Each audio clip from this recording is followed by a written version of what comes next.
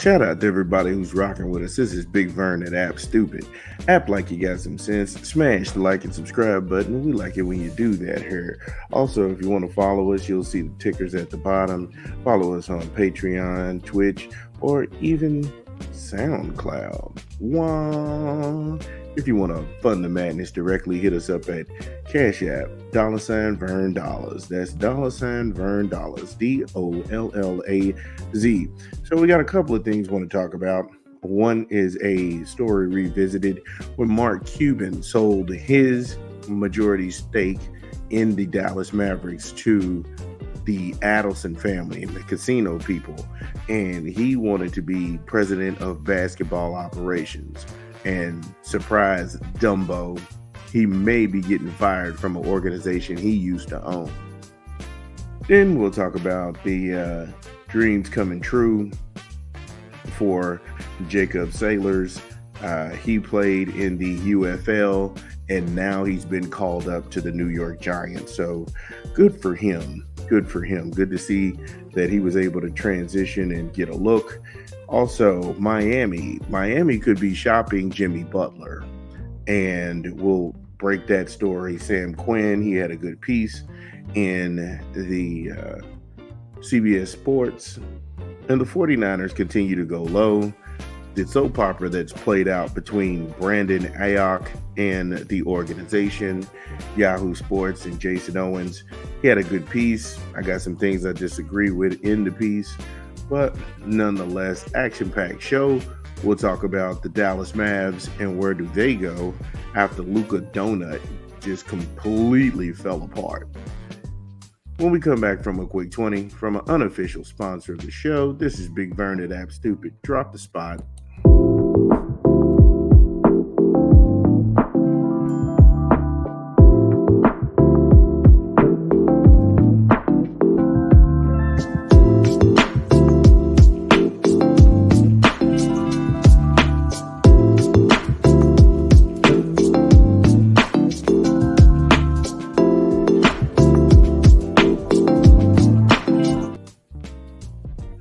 McDonald's. Ba-da-ba-ba-ba. I'm loving it. Order online, download the app, or visit the good folks at your local McDonald's. We're going to go ahead and start in the association. And Sam Quinn, the CBS Sports, he has a take on Jimmy Butler, which I have a take that says, if you can't take the heat, get out of Miami.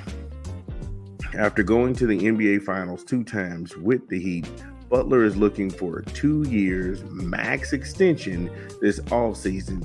That would give him 4 years at $214 million. Hell no. Hell no. What the hell? We not talking about a young man. We talking about this guy right here. You want to be 35. Like I said, I just don't get this. You know, he's 35, and you're going to be handcuffed to this guy, and he's already missed 110 regular season games since 2019.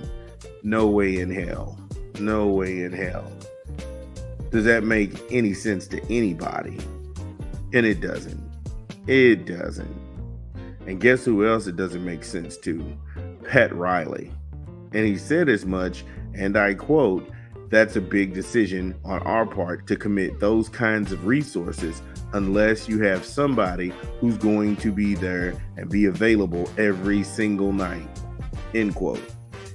Pat Riley isn't going for this. Come on now, man.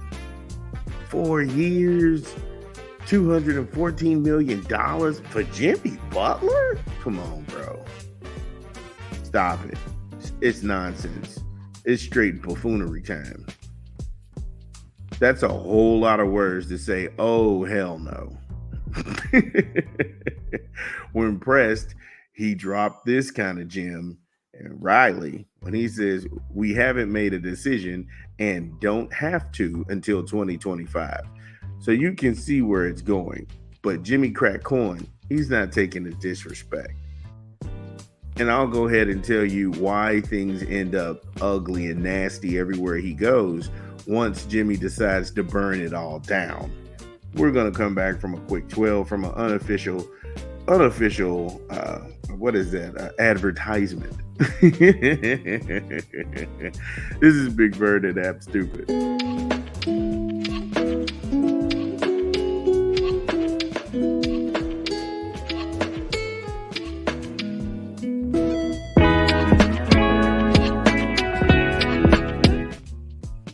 Yes, Young Roddy. He's one of our hip hop picks of the month.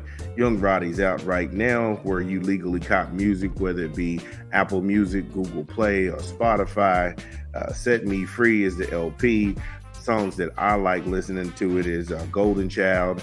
Obviously, Broken Wings is dope to me. Psalms 91 with Jamil, Nam, Neum X, and Laundromat. Like I said, Young Roddy, Set Me Free, out in stores right now. Cop it. It's one of our hip hop picks of the month. Keep enjoying good music.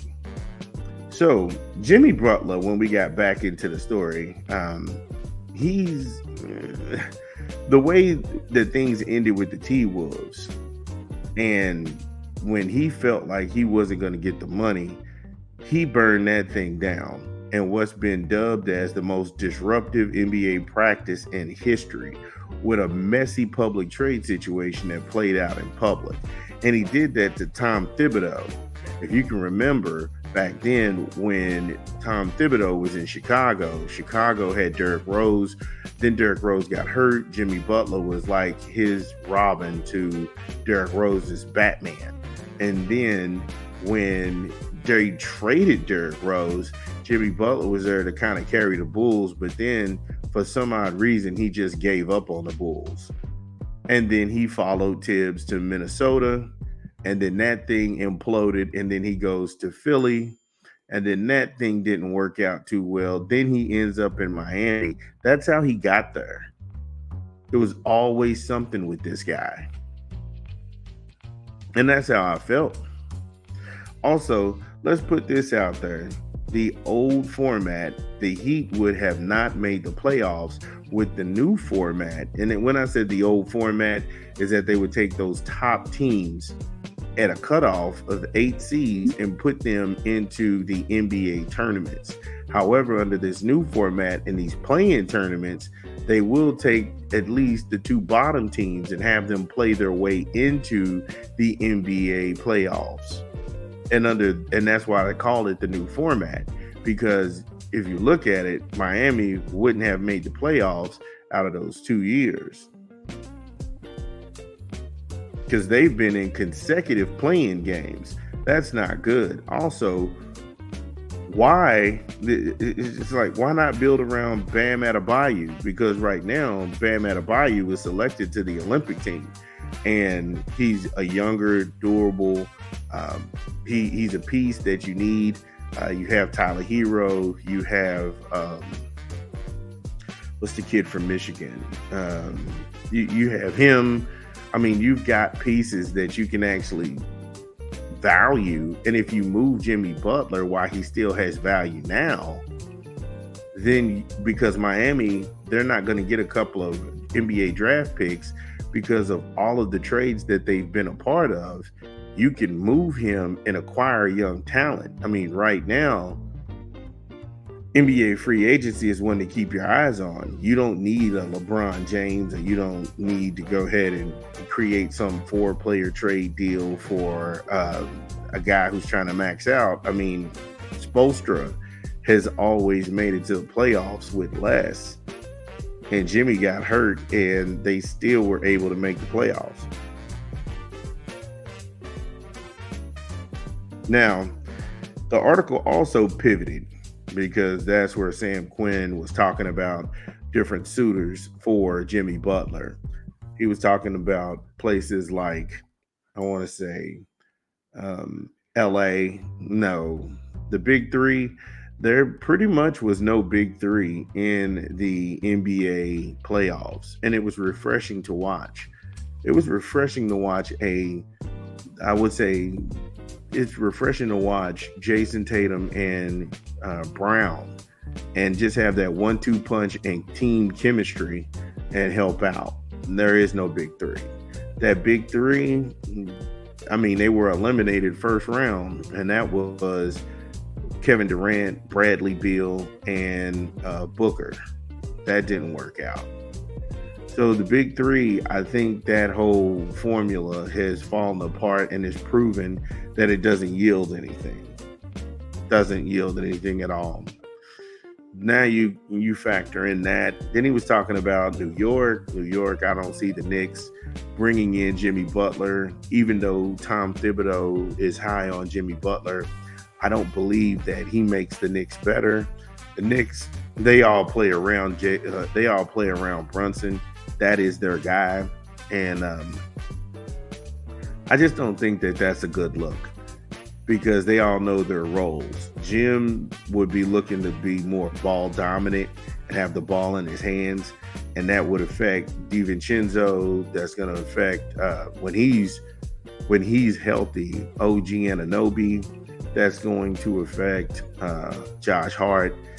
That whole nucleus of that team, they all play together, and I don't think that Jimmy fits that what they're looking for. So what do you think? Is it overtime for Jimmy Butler in Miami? We'll see. Hopefully I might be wrong, but this is Big Vern at App Stupid. We just keep moving along. We'll be back with more